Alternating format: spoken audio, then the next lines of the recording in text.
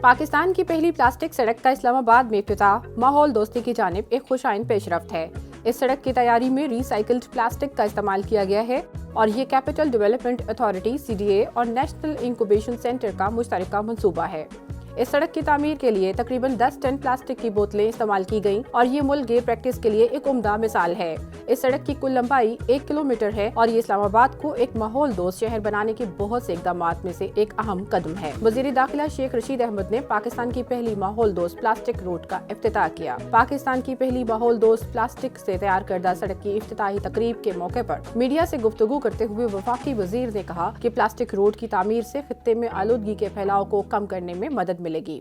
جتنا زیادہ سے زیادہ CDA میں کام ہو رہا ہے، بہت زبردست کام ہو رہا ہے، انشاءاللہ تعالی اسلام آباد ترقی کرے گا۔ انہوں نے مزید کہا کہ اس اقدام کا مقصد پلاسٹک کے فضلہ کی وجہ سے ماحولیاتی آلودگی کے اثرات کو کم کرنا ہے۔ شیخ رشید احمد نے کہا کہ اس تصور کے تحت نہ صرف اسلام آباد میں سڑکیں تعمیر کی جائیں گی بلکہ ملک کے دیگر شہروں میں بھی سڑکیں بنائی جائیں گی۔ اس موقع پر انہوں نے وفاقی ترقیاتی ادارے CDA کے چیئرمین عامر علی احمد کی جانب سے وفاقی دارالحکومت میں پلاسٹک روڈ پروجیکٹ کے اقدامات کو سراہا۔ میں سمجھتا ہوں CDA بہت زبردست کام کر رہا ہے۔ میں CDA کو اور اس کے تمام عملے کو اور اس کے چیئرمین کو مبارکباد دیتا ہوں۔